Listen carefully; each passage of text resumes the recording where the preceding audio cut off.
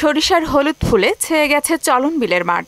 দিগন্ত জুড়ে বিস্তৃত মাঠে যতদূর চোখ যায় শুধুই হলুদের সমারোহ। এমন দৃশ্যে যে কারোরই মন জুড়িয়ে যেতে পারে। প্রতি বছরই এই সময়টাতে চলন বিলে সরিষা ফুলের এই দৃশ্য দেখতে পরিবার পরিজন নিয়ে আসেন দর্শনার্থীরা। প্রকৃতির এই মনোমুগ্ধকর দৃশ্য দেখতে প্রতিদিনই বাড়ছে ভিড়। এখানে প্রতি বছরই সরিষার ফুল ফুটে, তো আমরা প্রতি বছর এখানে বেড়াতে আসি। এখানে মাঠ জুড়ে ফুল আর ফুল আমার আসলে অনেক বেশি ভালো লেগেছে। সুদবিহীন ব্যাংকিংয়ে আত্মশুদ্ধির পথ এনআরবিসি ব্যাংকের ইসলামিক ব্যাংকিং আল আমিন।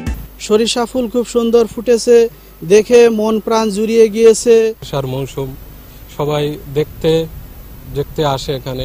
ছবি তুললাম আমরা, অনেক ভালো লাগছে, সবাই মিলে এসেছি।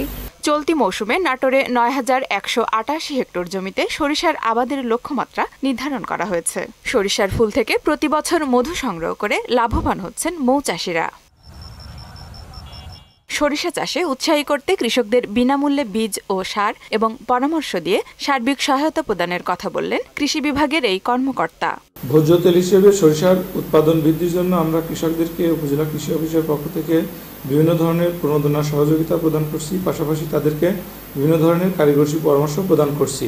ভালো ফলন এবং ফসলের ন্যায্য মূল্যে এবছর লাভবান হবেন কৃষকরা। সেই সাথে আগামী বছর সরিষা আবাদ আরও বাড়বে বলে মনে করেন তিনি।